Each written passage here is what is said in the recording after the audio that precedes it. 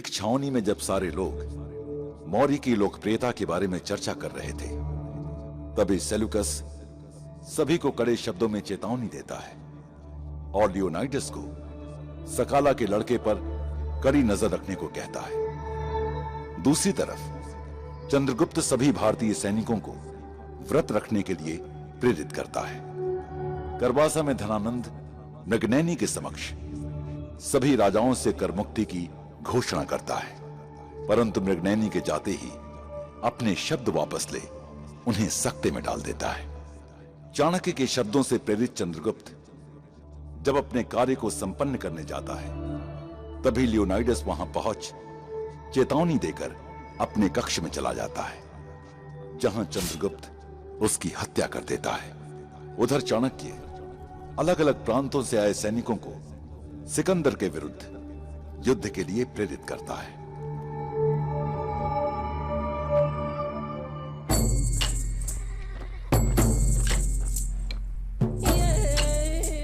आज हमने सपने में एक काला चूहा देखा सेल्यूकस। सपने वास्तविकता के बीज होते हैं। सोते समय जब हमारी आत्मा यात्रा करती है, उसके बिंब होते हैं।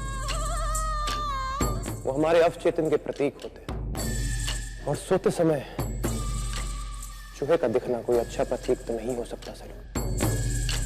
सपने में चूहे का दिखना अयोग्यता और ईर्ष्या का द्योतक है। वास्तव में चूहे का दिखना पीठ में छुरा घोंपने और कायरता भरे जैसे गतिविधियों की ओर इशारा करता है। हम सब जानते हैं कि चूहों में हानि पहुंचाने वाले लोगों की आत्मा होती है। न जाने क्यों हमें यह किसी बड़ी आपदा का संकेत लगता है। हो सकता है कि हमारे प्रिय घोड़ी की मृत्यु की वजह से हो रहा हो। लगता है अब एलेक्स की सोच में धीरे धीरे संशय के बादल छाने लगे। यानी अब हमारे भविष्य के सारे सैनिक अभियान मौर्य की वास्तविकता को खोजने की मेरी क्षमता पर निर्भर करेंगे। तुम फिक्र मत करो एलेक्स। सम्राट! अचानक बिना आज्ञा के आपके सामने आने के लिए क्षमा चाहता हूं। क्या बात है? लियोनाइडस,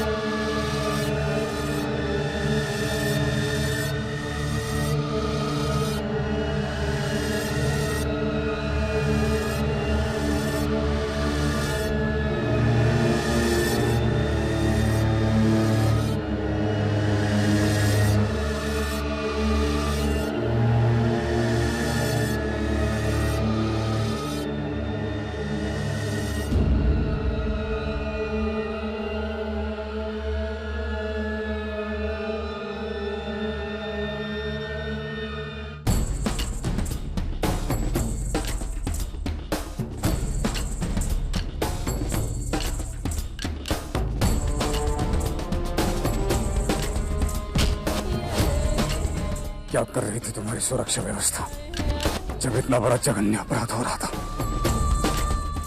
क्या कर रहे थे तुम? मैं पूरे विश्वास के साथ कह सकता हूं श्रीमान, बाहर से कोई अंदर नहीं आया।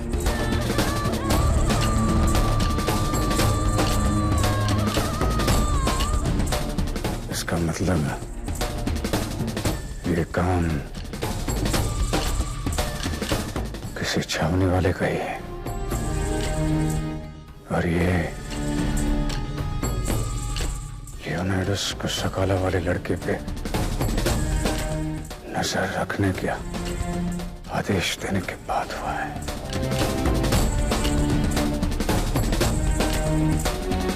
सेल्यूकस, लीओनाइडस की मौत एक कुदरती मौत थी।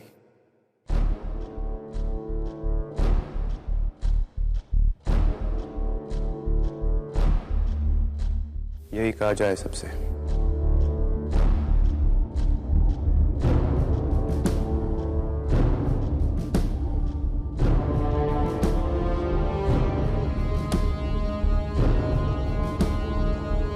सम्राट, आपने मुझे रोका क्यों? हम किसी भी भारतीय सैनिक पर उनकी छावनी में खुलेआम हमला नहीं कर सकते सेल्यूकस। विदेशी हम हैं यहां, वो नहीं। और एक मर्यादा रखनी पड़ती है, रखनी भी चाहिए। और अगर हमारे सैनिकों को लियोनाइडस की मृत्यु की खबर यह मिली कि उसकी मृत्यु मॉर्रे ने की है, तो हमारे यहां असंतोष और बढ़ जाएगा।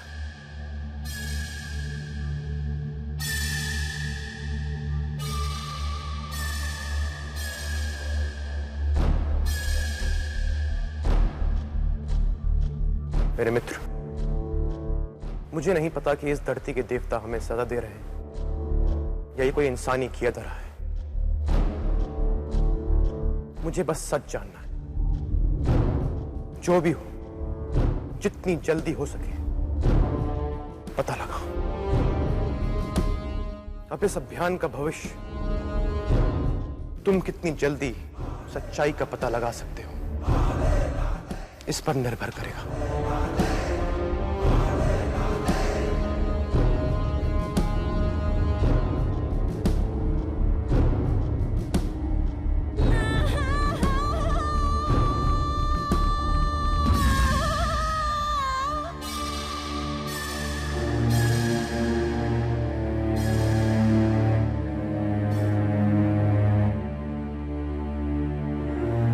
अब तक तो सारा भोजन उस संक्रमित चूहे से विषाक्त हो चुका होगा।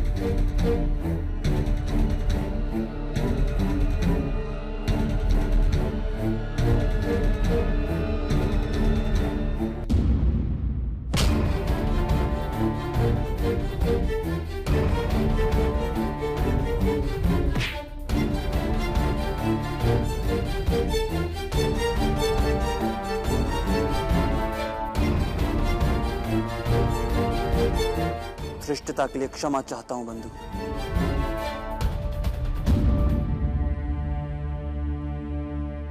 क्या करूं? अब यह व्रत हमारे लिए मात्र धर्म नहीं रह गया है, अपितु हमारे साथ यहां जैसा व्यवहार होता है उसके लिए इन यवनों के प्रति एक सामूहिक विरोध बन चुका है। लियोनाइडस मर चुका है। हालांकि ये सब कह रहे हैं उसकी मौत एक प्राकृतिक मौत थी, लेकिन मैं जानता हूं कि कल रात को उसे मार दिया गया है। मैं तो मात्र व्रत के लिए कह रहा हूं, इस सब से मेरा क्या लेना देना? तुम्हारा लेना देना है। और ये जो भी करता है, जैसे भी करता है, उसके साथ अवश्य तुम्हारा कुछ ना कुछ लेना देना है। लियोनाइडस की मौत से भला मेरा क्या लेना देना हो सकता है? कल ही उसने हमें चेतावनी दी थी कि छावनी में जितने भारतीय सैनिक समस्या खड़ी कर रहे हैं उन्हें निकालकर बाहर कर दो।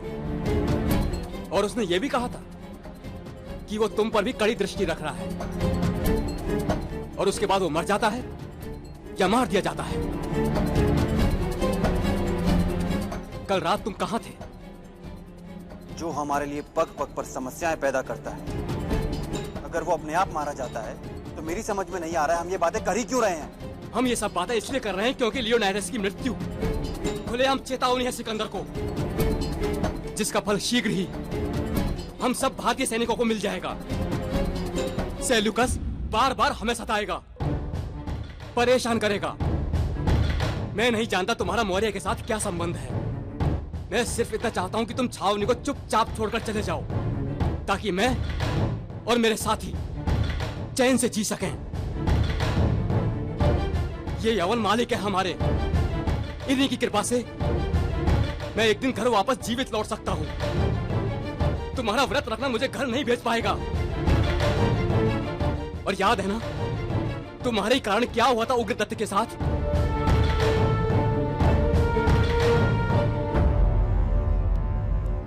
चलो मान भी लिया कि मैं यहां से चला गया, तब भी यहां कुछ नहीं बदलेगा आर्यमन, क्योंकि समस्या मैं नहीं, समस्या ये यवन है। ये हमें अपने बराबर मानते ही नहीं, तभी तो हम में से किसी को भी पकड़कर ये अपमानित करते हैं, यातनाएं देते हैं।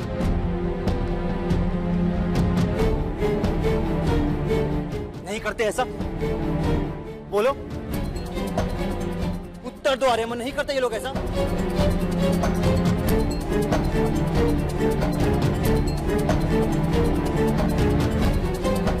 ये यवन हम एक हारी हुई जाति का सदस्य मानकर चलते हैं, जिनका कोई आत्मसम्मान तो कभी हो ही नहीं सकता। लियोनाइडस पर हमला इन्हें अंदर से झकझोरेगा, समझाएगा इन्हें कि इस यवन सेना में हम भारतीयों का क्या स्थान होना चाहिए, और ये बात इन्हें भविष्य में भी याद रहेगी। ये लड़का ठीक बोल रहा है आर्यमन। इन यवनों ने हमारे साथ हमेशा अत्याचार किए हैं। गुरुराज को तो वो सभी सम्मान और समता का अधिकार मिल जाएगा सिकंदर से, लेकिन हमारे अधिकार का क्या होगा आर्यमन? क्या होगा हमारे अधिकार का?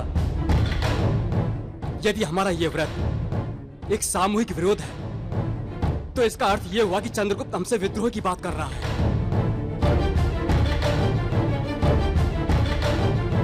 विद्रोह ने क्रांति,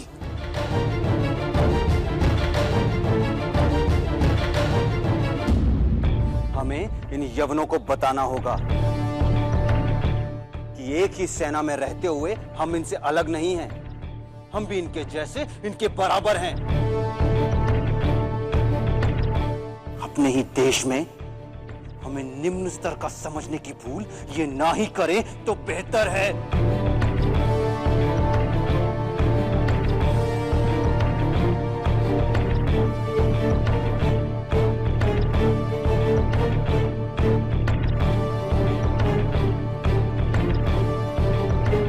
भाइयों, मुझे मात्र ये 2 दिन व्रत के दे दीजिए, वचन देता हूं। उसके बाद मैं स्वयं ये छावनी छोड़ के सदा सदा के लिए चला जाऊंगा, किंतु तब तक मेरा साथ दे दीजिए बस।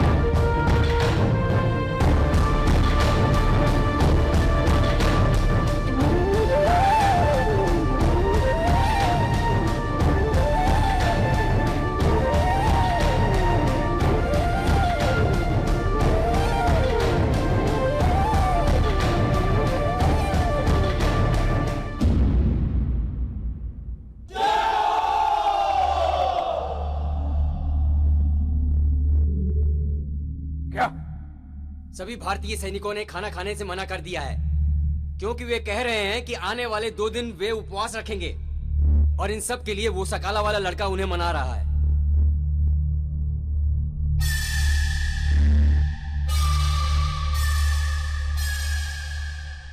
जी, इसमें बगावत की बू आ रही है। और ये उपवास नहीं, उपवास नहीं है, ये हमारे विरुद्ध बगावत की तैयारियां हो रही हैं। हमें इन्हें एक नहीं होने देना चाहिए किसी भी सूरत पर, क्योंकि अगर ये एक हो गए तो इनकी ताकत और बढ़ जाएगी।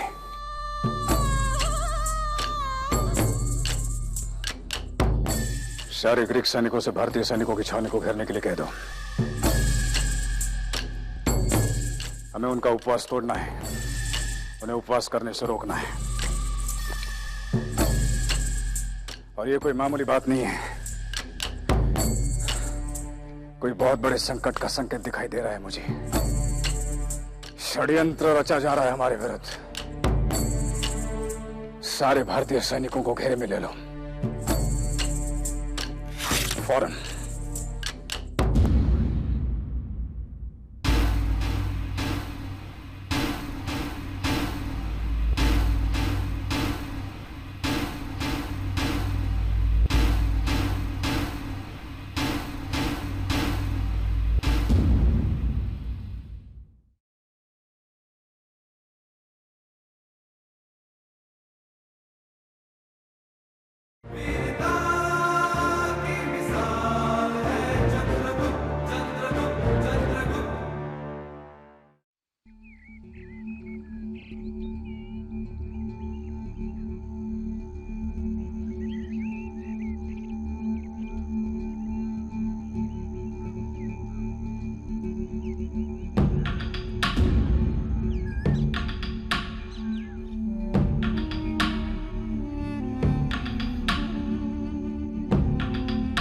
विदेशियों को मार भगाने का एकमात्र उपाय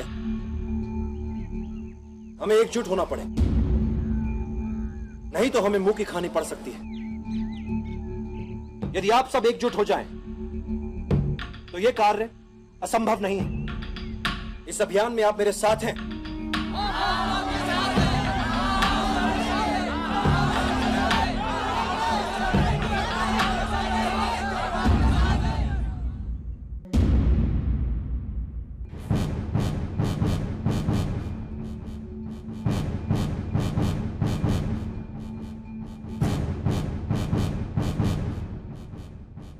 खाना खिलाओ इन्हें, खाना खिलाओ इन्हें।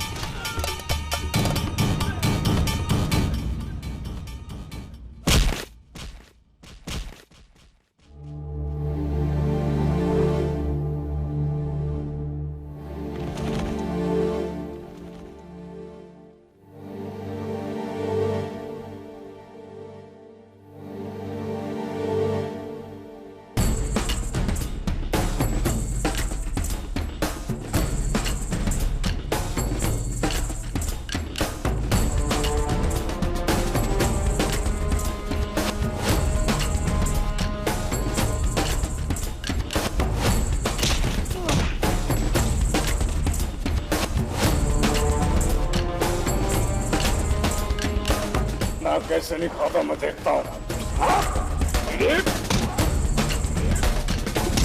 खाना नहीं खाओगे तुम?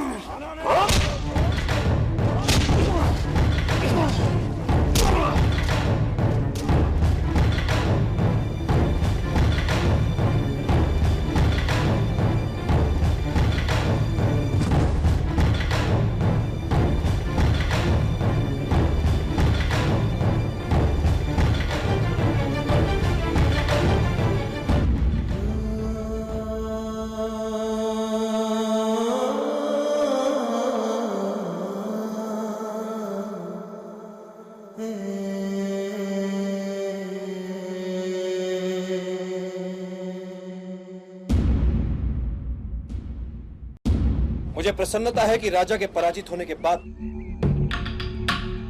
अपने अपने परिवार समाप्त होने के बाद भी आपने सिकंदर की सेना को नहीं चुना जीने के लिए। किंतु इसके पश्चात क्या?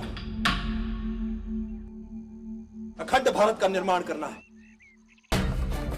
विदेशी आक्रमणकारियों को यहां से भगाना है।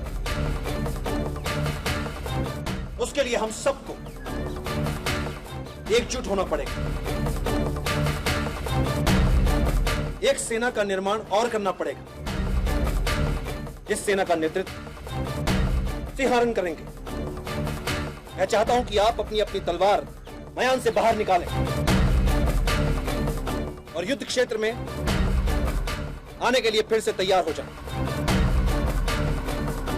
यह युद्ध सिकंदर के विरुद्ध अवश्य है, किंतु जानता हूं कि सिकंदर को पराजित करना इतना सरल नहीं। आप सब मेरा साथ दें, उसे पराजित करने के लिए नहीं, उसे यहां से खदेड़ने के लिए। क्या आप सब मेरा साथ देंगे?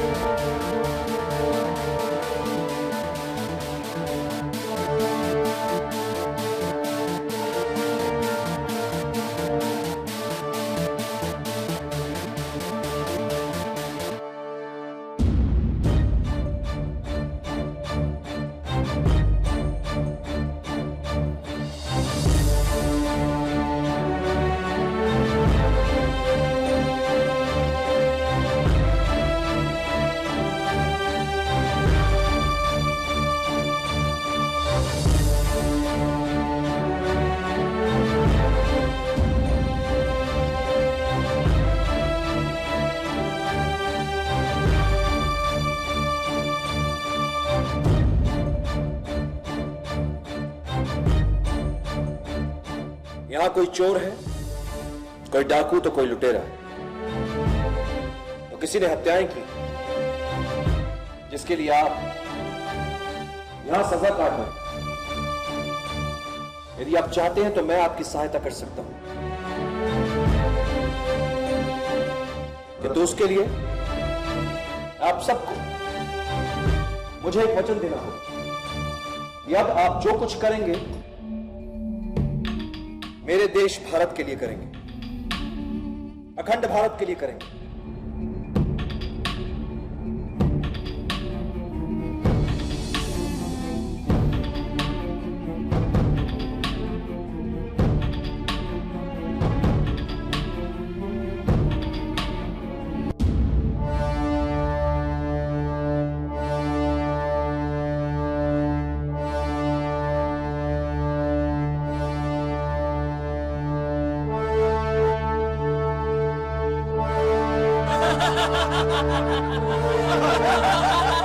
चलो चलो, आओ आओ आओ, खाना खाओ।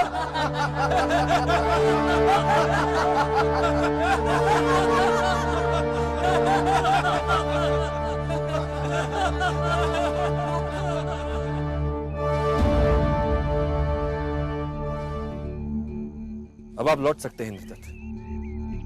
महाराज पुरु से मेरा कोटि कोटि धन्यवाद कहिएगा। चाणक्य, इन औपचारिकताओं की चिंता नहीं है मुझे चिंता है आपकी योजनाओं की। मैं चाहता हूं आपकी योजना निर्विघ्न सफल हो, बस। कार्य मैं करूंगा और नाम मौर्य का होगा। अब इस अभियान में देखना, मेरे हर कार्य को लोग मौर्य का नाम देंगे और मौर्य सब कुछ ठीक कर देंगे। अब इस अभियान के अंतिम चरण के अंतर्गत हम हर्षिला की ओर बढ़ेंगे और वहां से वापस लौटने पर शीघ्र ही मैं कैलिस्थनीस से मिलना चाहूंगा।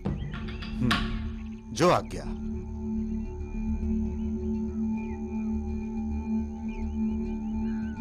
जय मां भारती। जय मां भारती। जय मां भारती। जय मां भारती। जय मां भारती।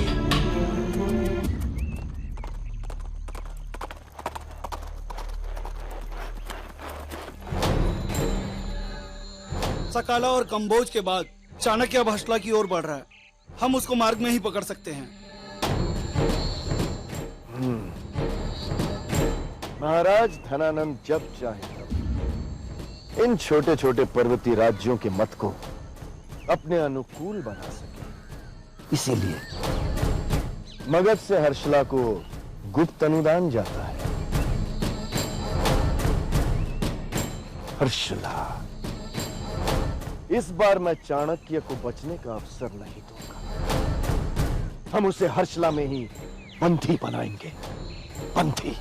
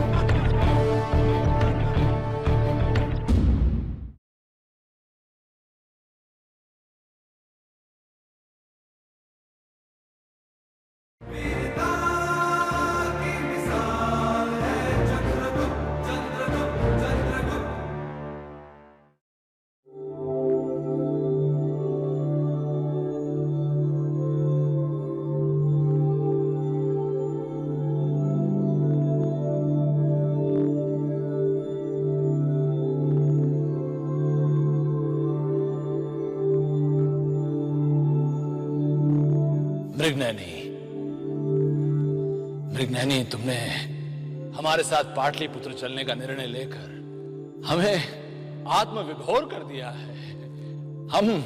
हम बता नहीं सकते कि हम कितने प्रसन्न हैं। धिनक धिनक धिन धा।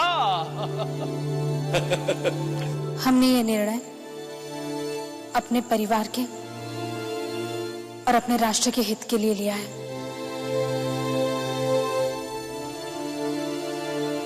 मृगनयनी,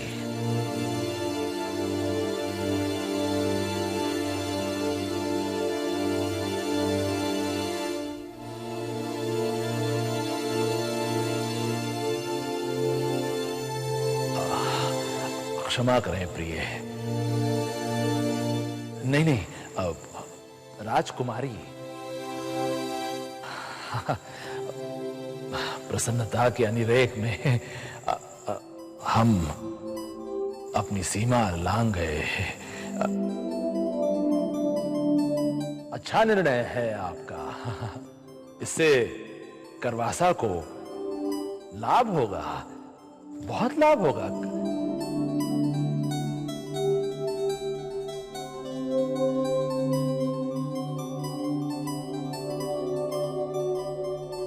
हमें पता है हमें लेकर तुम्हारे मन में कई आशंकाएं होंगी। हमारे बारे में हर जगह कई कहानियां प्रचलित हैं और हर कहानी में हमें कामुक, लोभी और हिंसा प्रिय कहा गया है। किंतु ये सत्य नहीं है मृगनयनी।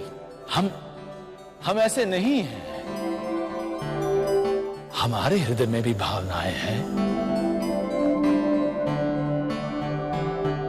हम जानते हैं हम पर कोई विश्वास नहीं करेगा, किंतु हमारे हृदय में भी भावनाएं हैं। कोमल भावनाएं। हम भी कर सकते हैं प्रेम। हमें आता है प्रेम करना।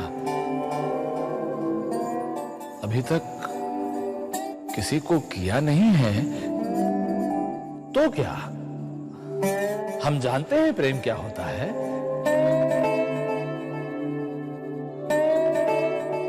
जीवन में पहली बार सच्चे प्रेम का अनुभव कर रहे हैं हम।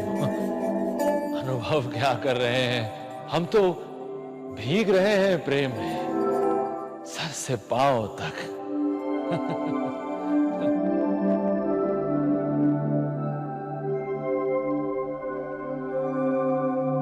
हम तुम्हें अपने साथ पाटलिपुत्र ले जाकर कोई अनधिकार चेष्टा नहीं करेंगे, कुछ बलात् नहीं होगा तुम्हारे साथ मृगनयनी। जो भी होगा तुम्हारी इच्छा से होगा। हम तो तुम्हारा हृदय जीतना चाहते हैं मृगनयनी, और जब तक हम तुम्हारा हृदय जीत नहीं लेते, हम तुम्हारे साथ विवाह नहीं करेंगे।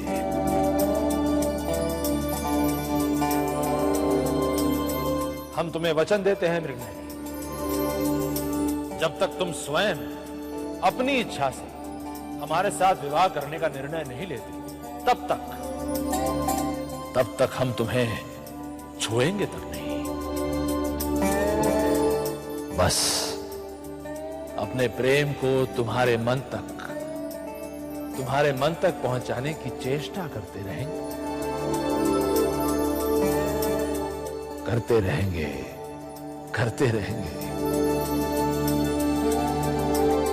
तुम कितनी प्यारी, कितनी पवित्र हो, जी करता है कि बस तुम्हें देखते ही जाएं और तुम्हारी शांति और अहिंसा की पवित्र पवित्र बातें सुनते जाएं।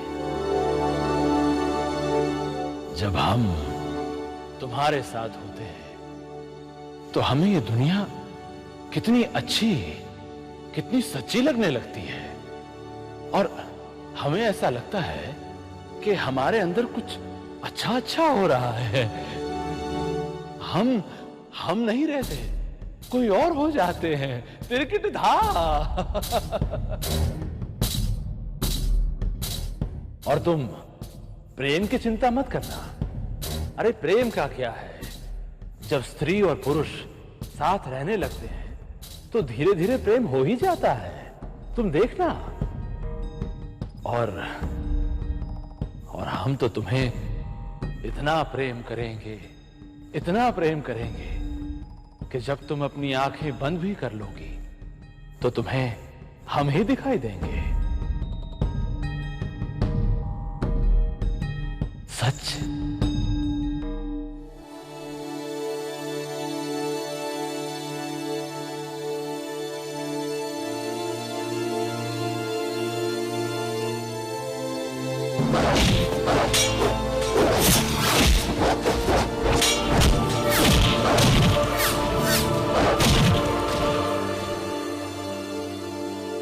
क्या देखा?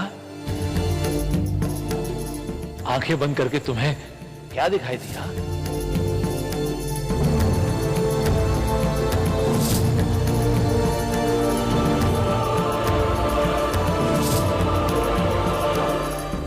हाँ?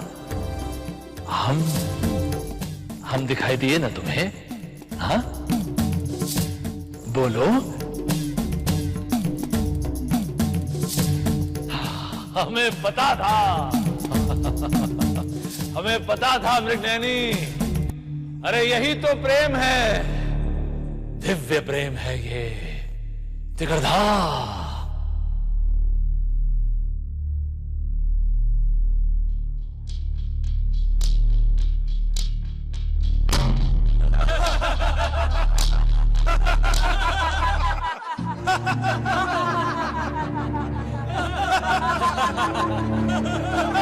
अरे ये भारतीय सैनिक इतने मूर्ख क्यों होते हैं? चलो इनके व्रत से हमें खाना तो मिला। हाँ, हमेशा हमारे हिस्से का खाना खा जाते थे। तभी तो पहले हमें ये खाना नहीं मिल पाता था।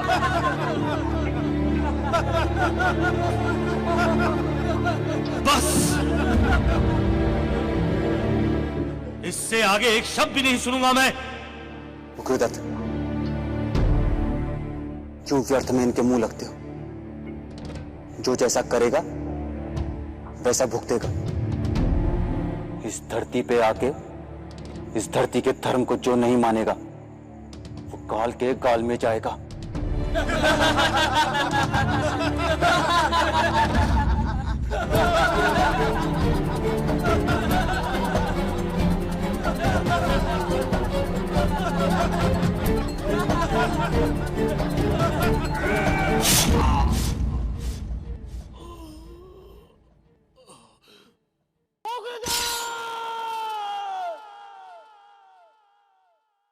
मैं सिकंदर का सामना करने के लिए इन अपराधियों का उपयोग करना चाहता हूं महाराज। किंतु इस बीच में धनानंद ने आपको पकड़ लिया तो? महाराज आप कहना क्या चाहते हैं? मैं बताता हूं।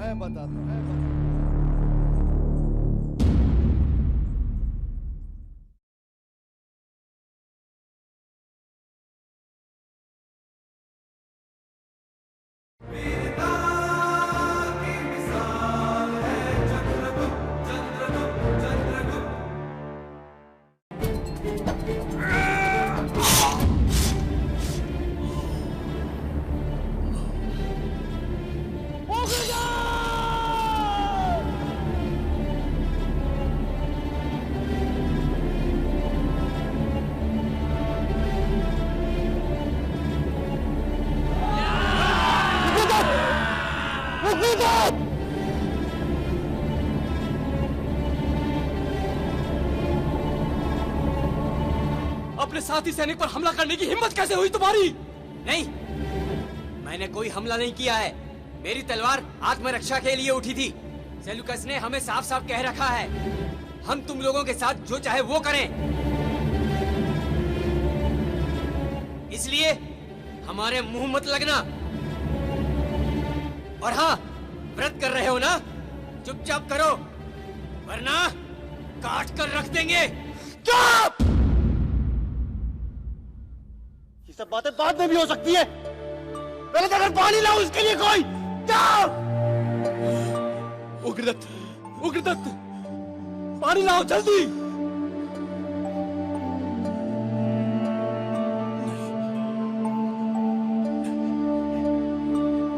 एक क्षत्रिय हूं मैं, एक क्षत्रिय की मौत मरने दो मुझे। ये कैसी मूर्खता है उग्रदत्त? थोड़ा सा पानी पीने से क्या हो जाएगा? ऐसे में तो व्रत के नियम भी नहीं लागू होते। थोड़ा पानी पी लो मेरे यार। एक क्षत्रिय जब व्रत रखता है तो सूर्योदय से लेकर सूर्यास्त तक पानी की एक बूंद भी नहीं पीता। और तुम चाहते हो कि मैं पानी पी लूं? नहीं, अगर मैंने पानी पी लिया तो मेरे इन सभी भारतीय सैनिकों का मनोबल टूट जाएगा। हाँ, अब मेरा समय आ गया अरमान। अब मुझे जाना होगा। मेरे घर वालों से कहना कि मैं एक सच्चे क्षत्रिय की मौत मरा हूं।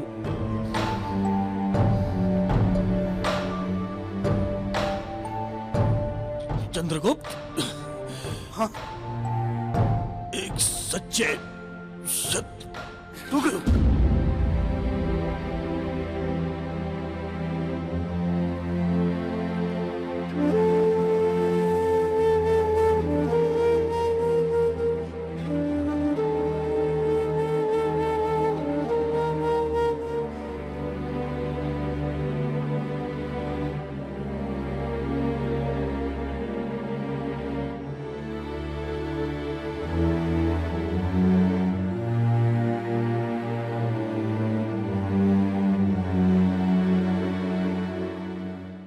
हमें आपस में जोड़कर रखने वाली एकमात्र कुंजी है हमारी एकता। अपनी मातृभूमि की पुकार सुनने का समय है ये महाराज। हमें सिकंदर को करारा उत्तर देना है, उसे यहां से बाहर निकालने का समय है ये। किंतु यदि इसके लिए हम सब ने मिलकर प्रयास नहीं किया तो हमें मुंह की खानी पड़ेगी। सिकंदर व्यास पार कर लेगा, और यदि वो ऐसा कर लेता है तो फिर उसे कोई नहीं रोक पाएगा महाराज। आचार्य चाणक्य को कौन नहीं जानता महाराज। सिकंदर को हराने के लिए कितने अथक प्रयास किए, ये बात किसी से छिपी नहीं है। संशय मात्र इतना है, जब महाराज पुरु भी सिकंदर से पराजित हो जाते हैं और मगध भी कुछ नहीं कर पाता, शांत बैठा देखता रहता है, तो फिर हम। आप ठीक कह रहे हैं महामंत्री। आचार्य, हमारे लिए सिकंदर के विरुद्ध युद्ध की घोषणा करके अपने सैनिकों को भेज उसे क्रोधित करना, ये तो आत्मघाती निर्णय होगा। अपने सैनिकों से आक्रमण कर हम उसे कुपित नहीं कर सकते। ये तो आत्मविनाश को निमंत्रण देने जैसा होगा आचार्य। किंतु महाराज, मैं तो आपसे आपकी सेना का सहयोग मांग ही नहीं रहा। मुझे तो मात्र आपके बंदी गृह में बंदी बनाए गए चोर, डाकू, लुटेरे, हत्यारे, भगौड़े सैनिक और वे सब जिन्हें आप मृत्युदंड देने का निर्णय लेने वाले हैं, वे सब चाहिए। मैं सिकंदर का सामना करने के लिए इन अपराधियों का उपयोग करना चाहता हूं महाराज। यह युद्ध सिकंदर को पराजित करने के लिए नहीं है, और सिकंदर को पराजित करना इतना सरल भी नहीं है। मैं तो केवल छद आक्रमण से उसे इतना विस्मित करना चाहता हूं, उसकी सेना को अपने छापामार युद्ध कौशल से इतनी हानि पहुंचाना चाहता हूं कि वो झल्लाकर वापस जाने का निर्णय ले। और यह कार्य जितना संभव हो सके उतना शीघ्र होना चाहिए। किंतु इस बीच में धनानंद ने आपको पकड़ लिया तो?